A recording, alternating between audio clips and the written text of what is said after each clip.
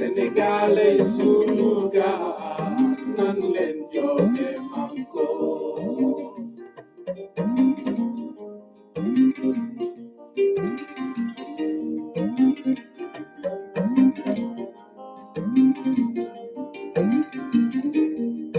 Senegalese sunuga nan len joxe manko nan len joxe manko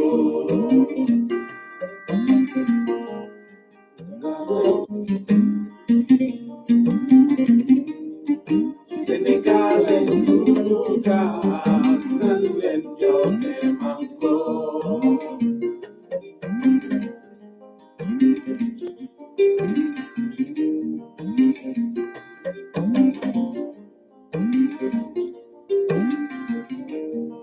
Senegalese sunuga nan len joxe manko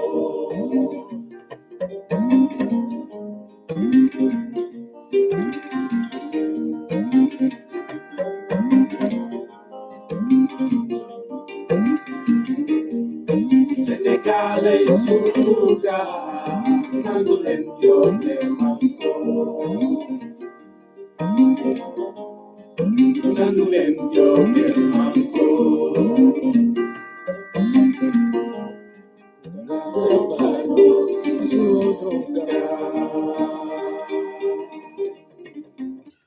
Salam salam la famille maa ngi nuyu ñëpp cat ba cat ku lim jum jël nuyu bi teg ko ci loxoy ren marem mu ren maire waaw soda marem ren maire wasaare ko ci panel bi yëpp ku nekk ñu lay nuyu di la jox sa wàccuwaay di wax rek comme nuñ koy faral di defee ak fuñ mënta nekk ci àddina bi ñu war a yëkkati ay kàddu jëmale ko ci réewum Sénégal ak yenn pexe yu ñu bëgg a teg ay nit rek dañ koy def te duñ la guletan ca Idrissa Seck digganteem ak Abdoulaye Wade ku weddi na seet ña bokk ci réew ma ba muy tàmbali lu ñu dajul ci dossier Idrissa Seck amul. Je parle sous le contrôle de son garde-corps attitré Vieux Sandiéry ban jàppee ne liñ koy teg ci wàllu politique ay pexe la pour nas xaay 2004 xarañ suñu tànk tubay ci booba luñ ca dajul nag amul mu ñëw dal ci kan président Macky Sall ñuy fàttali ne bokk Abdoulaye Wade woowee pour blanchiment d'argent mu jël sens interdit ba te ponti ba ñu ñoo fa nekkoon ak suñu caméraman ba Babacar Ndiaye ak Moustapha Cissé Lo ñetteelu oto bi laata loolu sax ci guddi ga ñu koy bëgg a jël si boobu dëkkutoon Mermoz dëkk ci ginnaaw les dents de la mer bu Léopold Sédar Senghor ku ci topp moom ba mu faloo ñu foog na yooyu jeex na ci réew mi mu teg ko Karim Wade seeti naa ko kaso Rëbës ñu am jotaay bu yaatu mu teg ci kan Khalifa Sall duma wax la laaj ci def ak lu ma ci deful ku ne xam na ko mu bëgg ko teg Ousmane Sonko ñu ne lii dafa war a dàkk ci réew mi ndax dañoo mérité am ay leader yoo xam ne du ñu jàppee ay marionnette ay xuusma ñàpp wala dof dafa doy tamit ci réewum Sénégal foog na ñu aspirer am benn société démocratique boo xam ne kenn du jël justice pour des règlements de compte politique avec des adversaires kon ñun dañ xaw a yàgg nag quoi ci xeex bi ñuy xeex pour Sénégal dina am àpp nag dina am fuñ ci tolloo nag ñu ne leen ah gars yi nag fi mu nekk ni ñu ngi defee leneen wala xool leneen kon bu dara xewee dañuy jóg xeex moo tax ma leen di wax ne bàyyi leen ñiy wax ne ay politiciens encagoulé wu rek yooyu dindi leen encagoulé bi def politicien ñoo tey voilà on pense tout on avance loolu tax may wax tamit ñi nga xam ne dañoo nekk ci combat bi gëm ko ak ay conviction bu leen dara perturbé dara bien au contraire saa bu leen nit ñi di attaqué gi yooyu jàppal ne la ngay wax moo leen di déranger te fi nga leen a jàpp moo métti kon da ngay gën a yokk dose voilà bu gën a sap gën a wane détermination engagement prêt pour la confrontation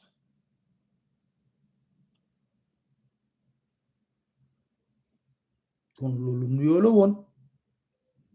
tey dinañ waxtaanee mbiru Ousmane Sonko waaw dañ ko waxtaanee parce que mu neex mu naqadi mooy cible président Macky Sall à l'heure actuelle te cible bi nag lu tax képp kuy doomu sénégalais warloo jóg taxaw temm du moom moo tax parce que benn xeltukat bu mag ci wàllu droit dafa ne ma Pape Alé buñ jëlee justice mu dal ci kaw nit te nga xam ne jaaduwul yuuxu ko ba ñëpp yëg ko ndax ëllëg ak sibir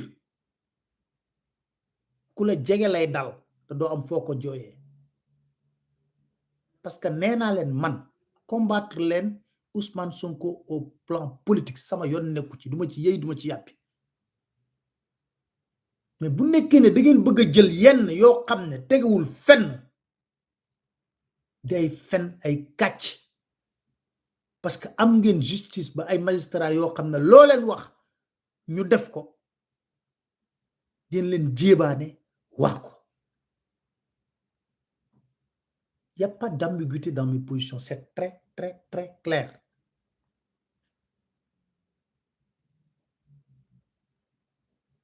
parce que liñ bëgg a def pour faagaagal Ousmane Sonko Wade mënoon na ko mais dafa nekk nit koo xam ne dafa am honneur dignité am jomb am lu muy bañ di déglu tamit mag ñu nekk ci réew mi jox leen cër ak wàccuwaay ba ñooñu buñ ko waxee bàyyil ci suuf mu bàyyi donte sax des fois mooy am dëgg Macky Sall 3 ans la ko Wade bàyyi muy def lu ko neex ci réew mi fu ne mu dem fa tambaambaalu fa ba yàlla may ko lu mu may dama koy dégg muy tagg boppam na moom guerrier la te 2012 ba léegi yow musoo xeex ak say adversaire politique de manière loyale bu nekkul utiliser wu justice pour faagaagal leen yaa ngi ci ay utiliser administration utiliser force de sécurité mais ce fit boobu ngay wax fan la nekk est-ce que du yomb ñu gëm lu Wade waxoon quand même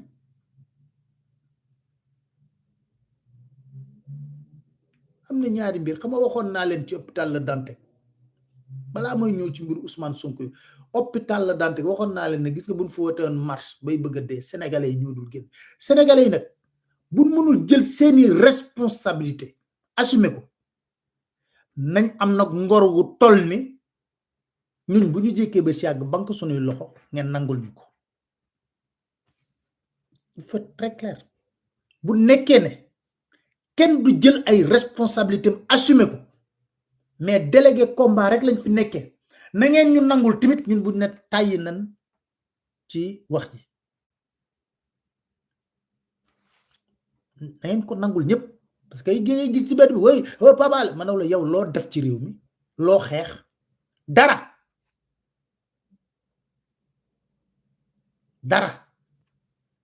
yan risque nga jël dara mais keneen na la jëlal ay risque rek mais kooku bu ko neexee mun a bàyyi naa wala tàyyi naa loo ko mënal dara kon fulla ak fayda yi nga xam ne mi ngi ci Macky changé na code marché public génn ci saar na yooyu yëpp seen yoon newti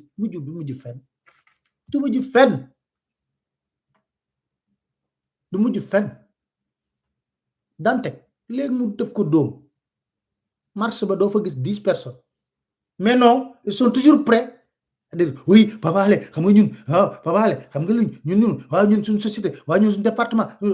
battez-vous ayez le courage de vous battre vous êtes des citoyens moo tax man dama koy wax fii mu leeral amul lenn luñ ma man lay neex ma wax ci neexuma mën a pat di seetaan te boo seetaanee sax ñu yàq sa def waaw ñun jox nañ ko suñu dossier waxu ci wax dafa régler dara loolu tax Macky Sall wegul respecté wul Sénégalais yi parce que xam na ne amuleen benn détermination amuleen ko pour wan ko na ko lim bëgg a def moom du fi amee fii laa toog ma wax leen ñu dagg ko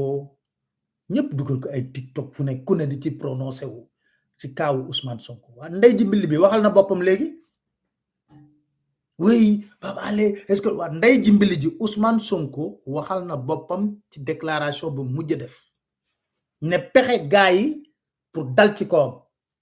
man damaa waxoon parce que man nee naa leen weesu naa fu may wax muy nekk waxi kay jot boobu ay complot yooyu non ce que je dis je le dis à visage découvert de manière ferme moo tax sañ-sañ nekkuñu sax Sénégal fi mu nekk nii di nga gis nag ñu garaaw woy Papa Alé maa ngi France voilà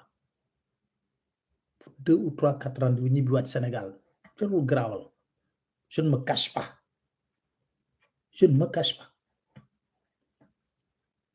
Sonko ndey jimbili ji wax na ba mu waxee lan la wax ay nitam soyez prêts engagés kon xam na moom lu ñuy pexe parce que kuy informer fii Sonko bokk nit ñi gën a informer wu Sénégal parce que am na nit ñu ko yéene jàmm Sonko est conscient comme nu mu conscient ne bëgg na doon candidat présidentiel 2024 il est autant conscient que du yomb duñ ko bàyyi mu dérouler kii am nekk candidat calmement xam na ko loolu laa leen bëgg a wax ñu wax ne waaw Alé dafa war a xam ne dafa am ñu bëgg Sonko il faut arrêter d'être dans l'émotionnel bëgg Sonko dafa tee Macky Sall waaw man damaa bëgg Sonko taxal sama dina tax Macky Sall bu bëggee def dara Sonko da lay ci tin yow di wax ne da ngaa bëgg Sonko lu tax Sonko ne ay nitam soyez prêts dafay dëggal la ma waxoon na ñoom ñi ngi ci tànk écarter Ousmane Sonko ci 2024 loolu nag seeni pexe la waaye dogalu yàlla moom kenn xam fan lay jóge may wax encore une fois ngeen éviter de verser dans l'émotionnel parce que ci lu ñu jëm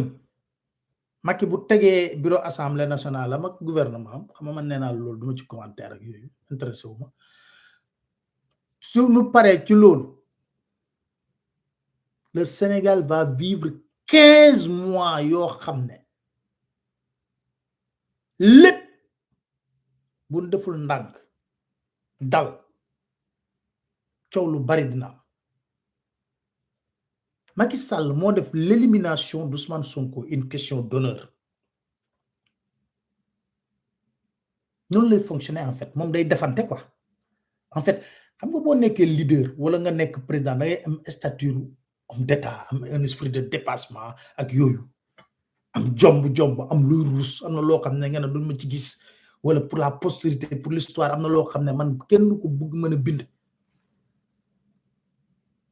mais tey jii pour l'histoire kuy bind livre Macky Sall bu mu génne ci kii bi da ngay wax na ko moom de 2012 ba keroog mu jóge ci nguur gi lañ xam nan lañ mëna salfañé justice pour régler des comptes avec des adversaires politiques c'est clair Macky lu mu gën a yàq ci réew mi ay institution la le titre de le président qui a détruit nos institutions voilà le titre d'un excellent livre vous Macri le faux démocrate un excellent livre aussi élimination Ousmane Sonko da ko def une question d'honneur day toog di wax sax laa la wax ak ay nitam saaga seetlu leen du tudd turu Sonko jamais comme Sonko tamit du ko jox turu président Macky Sall rek lay wax du ko tudd jamais pour ñoom c'est un gosse waxuma sax un gosse la ñuy wax moom prétentieux Macky day juré ne même bu toogaatul ci nguur gi Sonko du toog fàtte na dogalu yàlla loolu yàlla la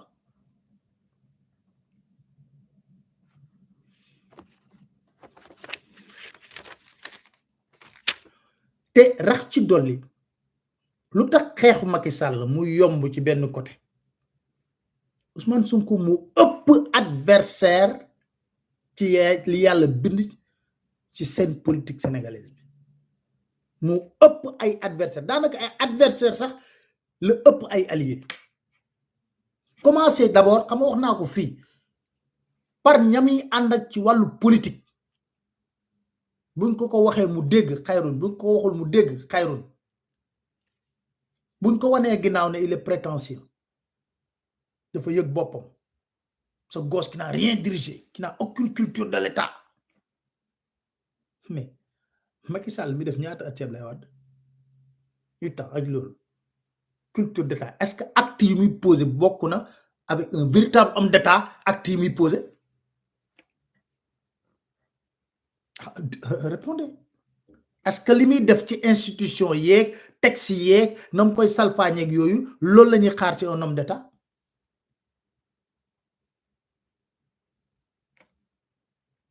l'administration est de plus en plus politisée ak leneen ak leneen ak leneen yeneen yoo xam ne xam nga bu fi toogit dama ko lim ba da ngay tàyyi dafa mënul ñàkk rek ñuy waxtaan ak yéen mais lépp luy wax nañ ko waxati ko les prétentieux booy boobu gosse la wax naa leen mbiru Ousmane Sonko boo leen ko jàppewul mbiru yàlla doona yéen di daanu te mag yàlla jox na la ci misaal da nga ko radier même pas def naa 5 mois xuma 6 mois mu nekk député nga fay ko 1,3 million par mois jox ko oto jox ko essence jox ko immunité ba immunité boobu tax la sa plan ba nga defoon kon Adji Sarr mujjul yegg boo jëlee Sonko et ses adversaires politiques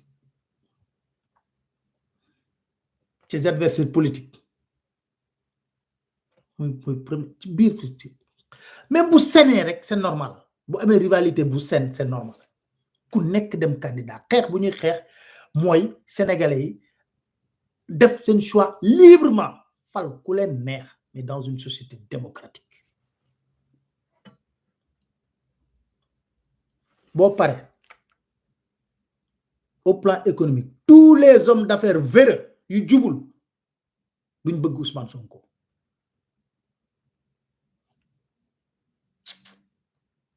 yu jubul duñ bëgg Ousmane Sonko parce que nañuy gañee xaalis muy jógee ci état bi ñuy ànd ak Macky Sall xam nañ ne loolu yaakaar nañ ne yaakaar lay wax xam man damay yaakaar rek ci homme politique léegi ne Ousmane Sonko bés bu fi falu woon dakkal ko njuuj njaaj yi ñuy def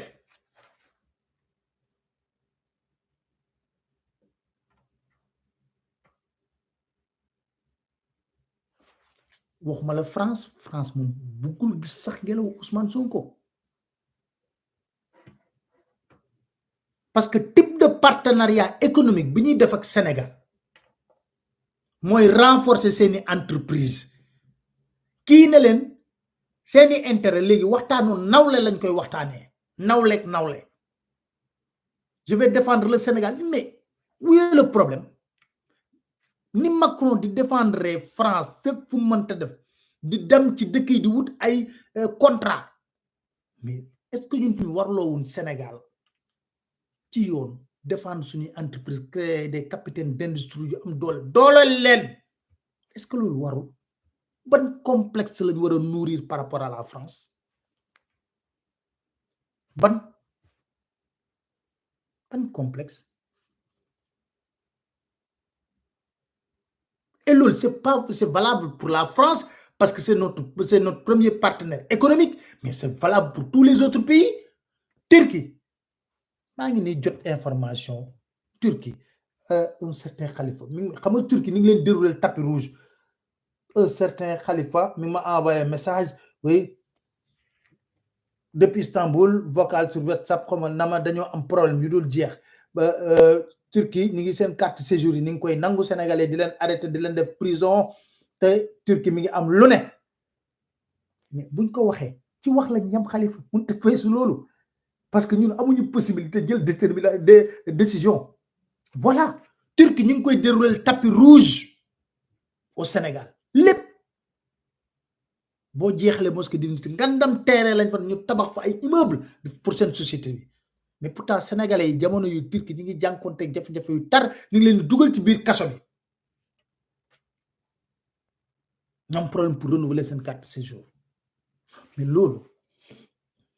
est-ce que képp koo xam ne yow dañ la dénk destiné Sénégal warloo woog Sénégalais yi dégal à négal waxuma loolu sax beneen dëkk bi Algérie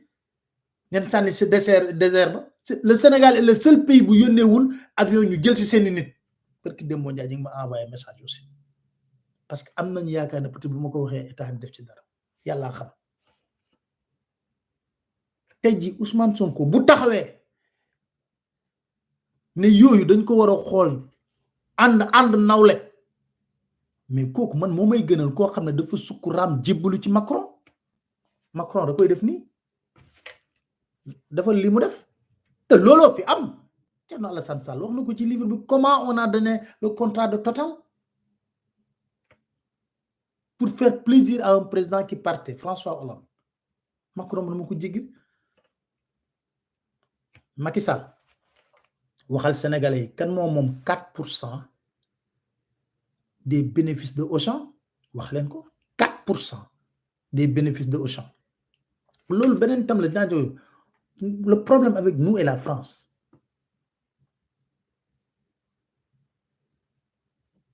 na nga koy wax sama benn xarit bale passé na ko yéen mënu leen wax ci France mais nous en ALS on vient ici pour des rendez-vous professionnels après jëlaat avion ñibbi suñu dëkk buñ fi yàggee ba yàgg une semaine mu jeex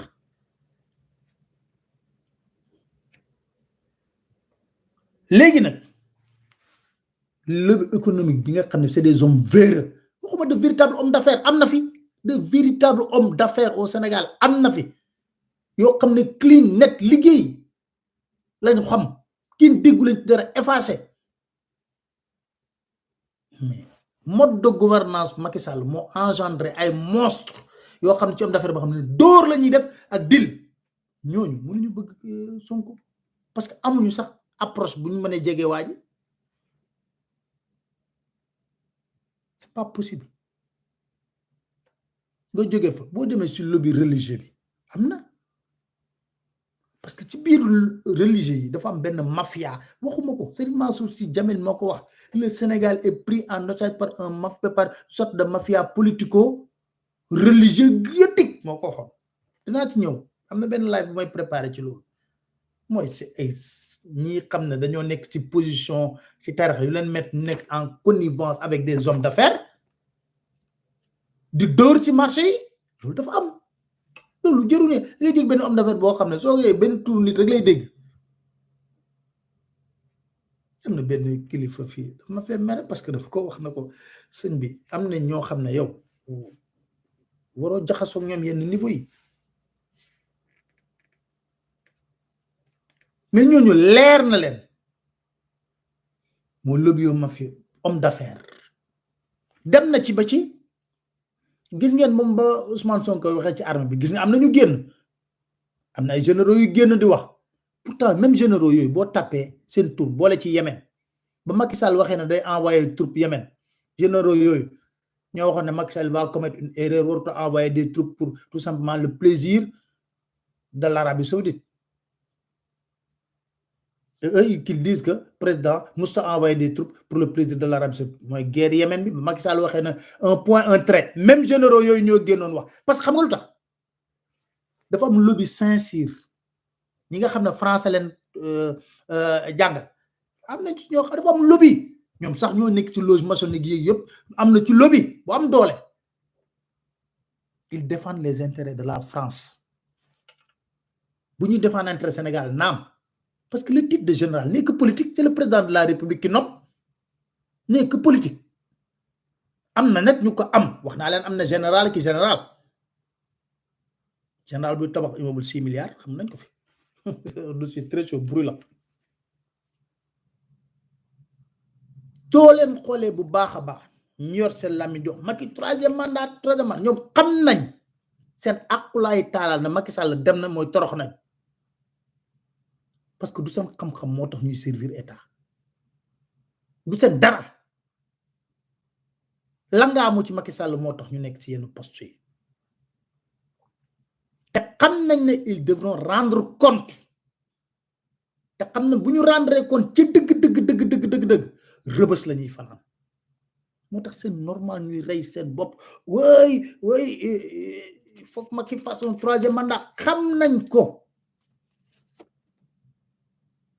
à l'heure actuelle sur reddition des comptes mais Sonko peut être un candidat qui est à l'aise dama leen di indi lu tax on peut dire qu'il peut être à l'aise dans la reddition des comptes parce que lu mu bon moom nee na Macky Sall jëlal CREI nga teg ko sama kaw boo gisee am naa lenn loo xam ne bokkul ak li ma sama salaire may nga tëj ma wax na ko fi ñëpp di dégg on perçoit dans son discours une détermination également pour que ñu war a rendre compte ñëpp rendre compte même dans sa dernière déclaration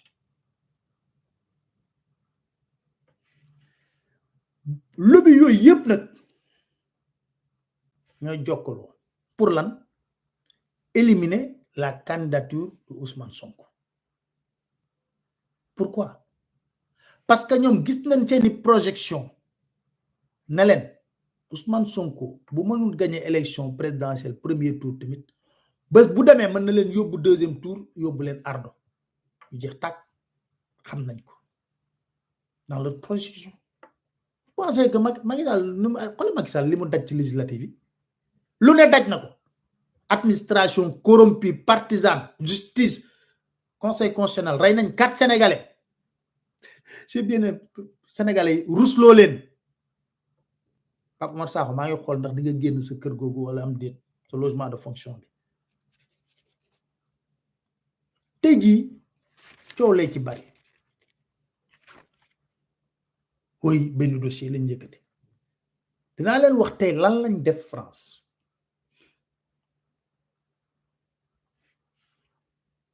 ama dossier Adji Sarr nee naa leen man dama wax ne duma ci développé pare naa ci vraiment honnêtement liñ ci war a def moom bu app ba jotee on le fera mais dossier Adji Sarr bi ñuy wax c'est pour l'opinion c'est pour l'opinion pour yàq der la quoi c'est pour l'opinion et puis da ngay dégg ñi nga xam ne naafeq gi ñu naafeq Sonko dafa war a wuy ji seetal bopp mais kuy wuy ji kay dañ koy woo kii woote na doo leen ko wax mu woote doyen des juges moo war a woote kan moo mës a dem ne dugg ci bureau doyen des juges da ko recevoir ma par la force dama war a seetal sama der yow kay doyen nee leen yéen ñi nekk patron doyen des juges woo leen Ousmane Sonko voilà parce que moo entendre Ndeye Khady Ndiaye moo tax Adji Sarr moo entendre ñoom ñëpp dégg naa ñu ne dañ koy internationaliser loolu show la tamit show la j'invite nag toutes les personnes yi nga xam ne nee nañ internationaliser nañu topp loolu ba mu jeex tàkk la ca am tamit ñu wax ko opinion sénégalaise bi parce que fii dañoo war a arrêter di nax nit ñi dañ ko internationaliser c'est bien nee nañ déposer nañ plainte Belgique c'est très bien excellent mais ñun journalistes yi nañu am fulla ak fayda ba xool loolu fan lay mujje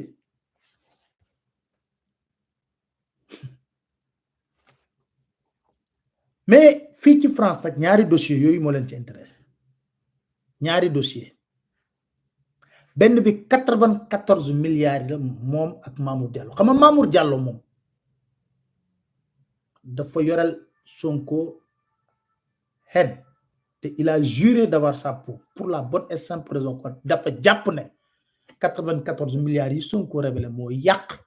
sa vie et sa carrière moo tax mu def ko règlement de compte personnel ak Sonko mu jaral ko lépp lu mu xam lu mu mën ci Ousmane Sonko dina ko def il a juré d'avoir la peau de Ousmane Sonko moo tax moom ci boppam moo porté contacté benn cabinet d'avocat Toulouse quoi Toulouse comment mais c'était pas Paris premièrement document yi mu jox cabinet d'avocat yëpp ma nga jógee ci ministère de l'économie et des finances ñu estampillé ko confidentiel aujourd'hui ak décision yu tribunaux Dakar yi rendre la ñuy xool nan la ñuy wëlbatiyee dossier boobu contre Ousmane Sonko rappelez-vous que xam moom bindoon porté woon na benn plainte comment retourner l'affaire contre Sonko mais ci document yi mu jox cabinet bi dugalu ci rapport OFNAC xam rapport OFNAC da ko enfoncé kon 94 milliards yooyu benn dossier la boo xam ne ñi ngi xool ñoom nañ lañ koy retourner contre Sonko mais naa leen wax ñoom lan lañ bëgg en réalité document yëpp nag c'est le ministère de Abdoulaye Daouda Diallo xam nga moom il a des ambitions moo fournir dossier bi dossier wu Adji Sarr benn dame bu nekk ci consulat bi bugguma tudd turam pour le moment avec un français très laborieux moo saisir cabinet bi pour l'instant bugguma joxe turam parce que veine du populaire te boo joxe turam fii dañuy génn miim di ratata di jéem a buzz te ñun waxuñu buzz dañ leen di wax loo xam ne ñoom xam nañ ko ñun xam nañ ko benn dame bu nekk ci consulat bi moo pris contact ak un cabinet ba muy présenter Sonko ci dossier wu Adji Sarr dafa ne un homme violent salafiste qui prône l'application charia au Sénégal cerise sur le gâteau mu ne qui combat les intérêts de la France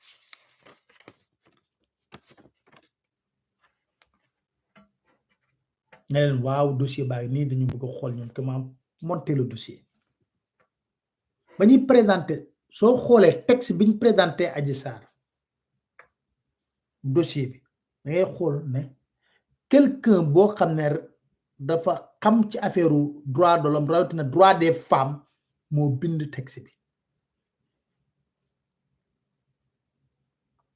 ci 94 milliards yi ki ka def ci commande publique lay liggéey moo bind tamit texte bi premier cabinet bi ñu sollicité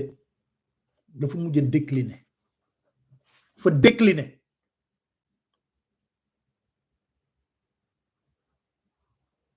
ñu contacter beneen cabinet avec le même dossier avocat bi ñu contacter mook Dupond-Moretti bi nekk ministre de la justice ñoo doon liggéey ci cabinet boobu ministre de la justice bu France Dupond-Moretti l'avocat la ak avocat bi ñu contacter encore pour le même travail à Paris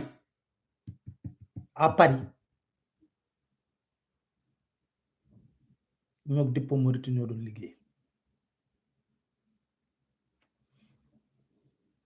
toujours les documents nee naa leen émanent d'Abdoulaye Daouda Diallo au ministère de l'économie et des finances consul moo tudd joxe document confidentiel sa numéro di ci nekk facilement dañuy remonter ci yow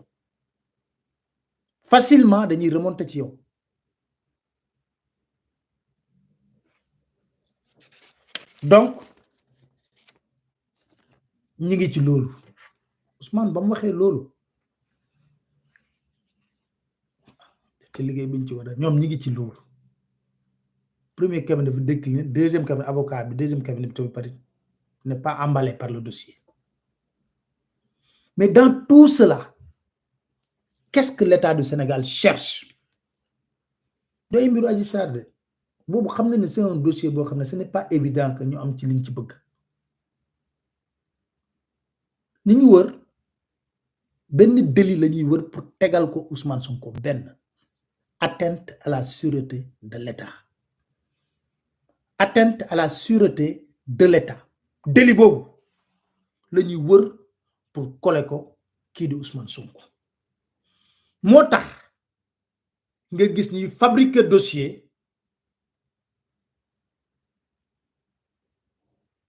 ci force spéciale yi ma koy wooyee farce spéciale ak rebelle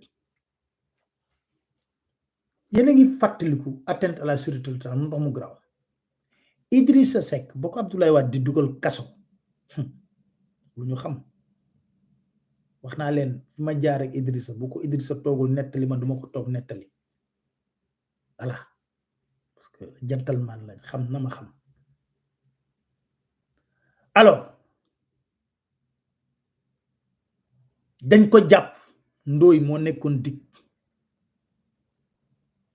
la veille ba ñëwee pour indil ko convocation mu bañ le lendemain muy dem la veille boobu ci guddi gi maak moom ñoo nekk këram mu sol jàllaabe ñu nekk néegu Abdoulaye Seck ci kaw doom ci Idrissa Seck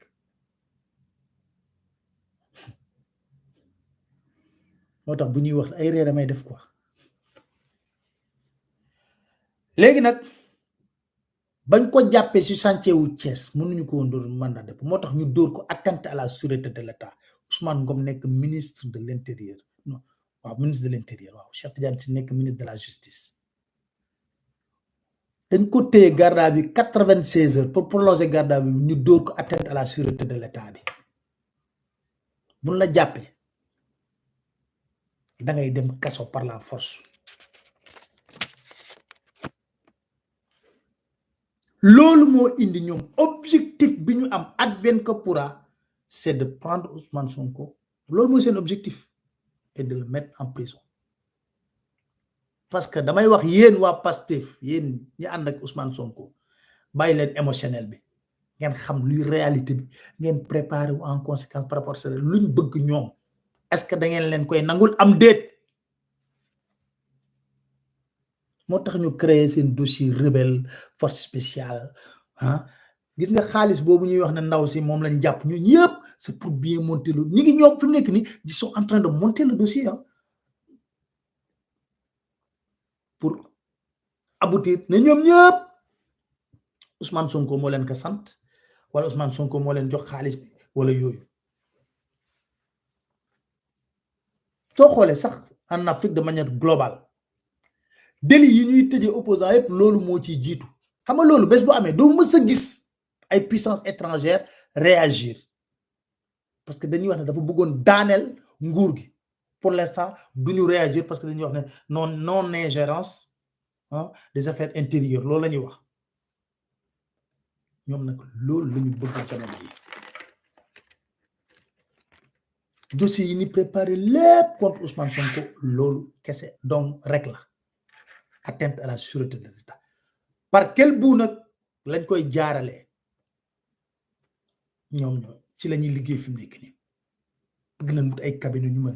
procédure yee nag la ñuy gën a taamu jamono yi di ci liggéey kon xam nga France bu ñu jàppee Ousmane Sonko pain béni la dernière fois mars 2021 c'est parce que les intérêts français étaient menacés avec toj Auchan na Macky Sall wax kan moom 4% des bénéfices de Auchan 4% montage financier bi 4% des bénéfices de Auchan na wax kan moo ko moom Sénégalais yi nañ génn montage financier bi ñu ne leen lii ak lii la loolu yëpp jotagul on va faire step by step step by step ñu xool luñ ci war a wax wala déet kon leen ko Ousmane Sonko waxee mais yéen foog ngeen na Macky Sall bi ngeen xam 2012 ba léegi ak ni mu mel nii ak rancune bu muy jàpp ak wax méchanceté bi nekk ci moom est-ce que foog ngeen ne dina xëy suba teel rek bàyyi Ousmane Sonko noonu mu nekk candidat il jure et dans tout ce complot nag la France est au centre la France est au centre du def lu ne pour dugg ci donc les partisans de Ousmane Sonko jàpp leen ne du yomb conseil yi ma ñu war a Ousmane Sonko nag mooy il est suffisamment intelligent magum jëm la qu'il ne prête pas le flanc non su ma nekk ko may Ousmane Sonko mépris total laay affiché fi nekk ni toog sama ruq di liggéey sama liggéey mu liggéey di leen seetaan la waroon jàll na local yi def na la mu war a def législative yi def na la mu war a def xam nga yéen a ngi dégg mu ne dina def benn tournée pré-campagne fii laa koy waxee gis nga jour bu jógee première localité bi mu njëkk a wàcc préfet bi mooy taxaw ak police bi ak yooyu na ko amoon droit jaar fii wala amoon droit réunion publique ñu ne trouble à l'ordre public bu defee benn résistance ñu jéem a xool del xool da ngeen foog ne Abdoulaye Wade ni mu meloon mayoon Macky Sall muy wër 3 ans tournée nationale Sénégal bi kii dina ko def non ça va pas le faire il ne va pas le faire su ma koy wax nag après bu amee la papa la non dama leen wax loo xam ne mooy réalité parce que boo nekkee ci mbir da ngay def diagnostic global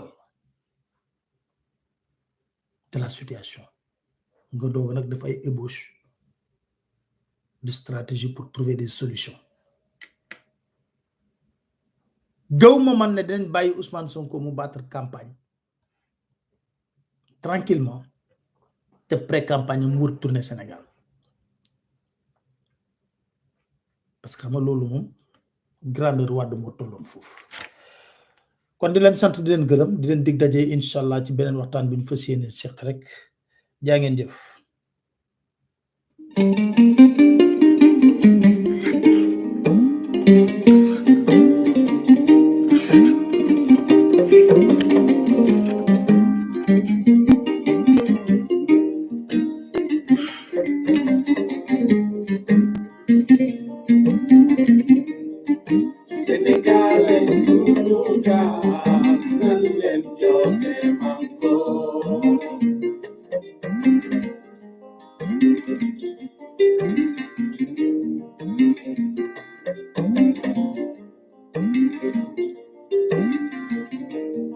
Sénégalais sunu gaal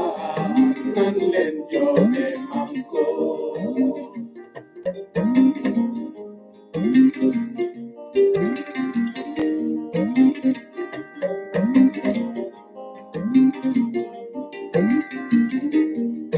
Sénégalais sunu gaal nan leen joxe manko